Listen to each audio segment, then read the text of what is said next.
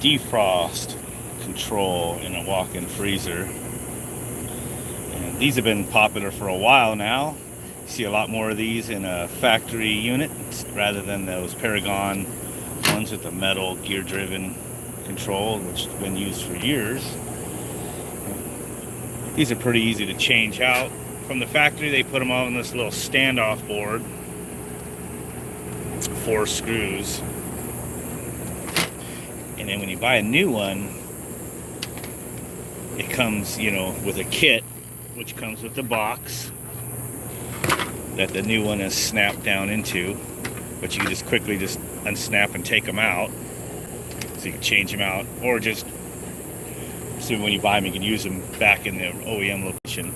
The nice thing I like about getting these kits is that it gives me a project box to use for something else. A good box, almost perfectly fine for outdoor use. Got knockouts and everything, so I save those. Because you buy a project box, electronics store or something, you're gonna pay some bucks. So this is the new one. And look what it says: 120 or 240 volts, auto. Yeah, auto voltage and 40 amps. So one thing I noticed right away when I was taking a gander at this thing was that, I never liked this, how they have all these huge resistors all the way around. These are voltage dividers. Sometimes they're just for current limiters, but instead of using like a voltage regulator or something like that, they just use these resistors, which put off a lot of heat, which is why these ones are so big. They're probably like 2 watts or something each. So it's got a bunch of those big ones on this one. No, not much for electronics. Yeah, and there's got capacitor, so it must have a diode. There's a diode. Yeah, so it's rectifying the DC to run the relays, but pretty crude. And then right away I noticed on this one, all right, it's got a lot less of those resistors. They're probably just more for current limiting here. And then you got a surge suppressor, metal oxide resistor there. That's new. And then I saw the capacitors, and right next to them I could see coils, chokes, L1 and L2. I'm like, hey, that means this is probably a buck style DC to DC converter. And look on the back side, there's the electronics, which I knew it'd have to have when I saw the coils on the front. And see on the back of this one, there's none of that. This just uses resistors, and to divide the 120 or 240 volts in this case, 208, down to a usable, and then rectified with a single diode. So that's pretty crude. So this one, let's see what the voltage is on these capacitors. One of them's got to be pretty high voltage, and there it is. 450 volts, 10 microfarads. So no doubt what this thing probably does is somewhere is a diode. Well, it's one of these big diodes on the back. Probably that one right there, D3. Because you can see it's on. Yep, look at that, the output, or the negative side of it. Right there on the negative side of these capacitors. Yeah. Both of those are 450 volts. Dang. And imagine high voltage comes in and gets rectified. Probably charges up high voltage, which is going to be probably somewhere closer to 300 volts rectified from the input voltage, and then it uses buck style. The chips are just charging up a secondary. There's no transformer. It just goes through the coil, through a Schottky diode, and charges up a low voltage capacitor, probably that one right there. Yeah, that one's rated 63 volts, the brown one there. 63 volts and 100 microfarads. So way low voltage. The working voltage is probably 30 or something. Maybe a lot less to run just to drive the relays. The relays are 28 volt DC, or is that just the rating? Coil 24 volts DC. Yep. So they're running low voltage coils off that power supply, going through probably the contact. Still using this.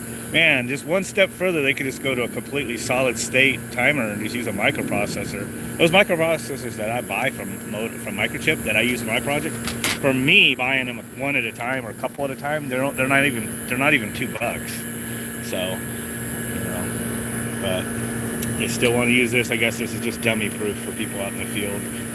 Because a couple buttons and a microprocessor and a little LCD or something, it could be a totally solid state timer with not much more effort than they're putting in with this. I mean, this looks like pretty good quality though. So, series. So I'll probably look at. Most of the times whenever I see a white chip like that, it's almost always an optical isolator. Not always, but I noticed that they're almost always white.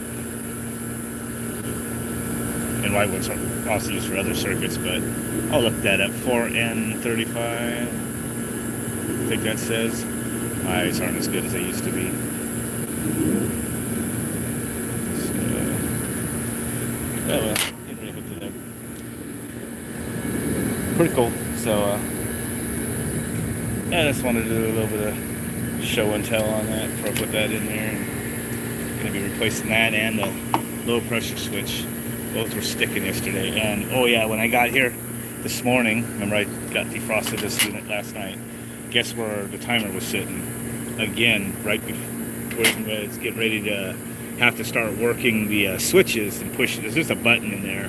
Whenever you get to these little, you push these out, it just moves it to where it pushes the micro switch one way or the other for the normally open, normally closed contacts in there. So it gets really tight right when you get to that point where it has to push in a button, and it's after these get worn. It's stiff as hell. I can't even hardly turn that thing. Look at that.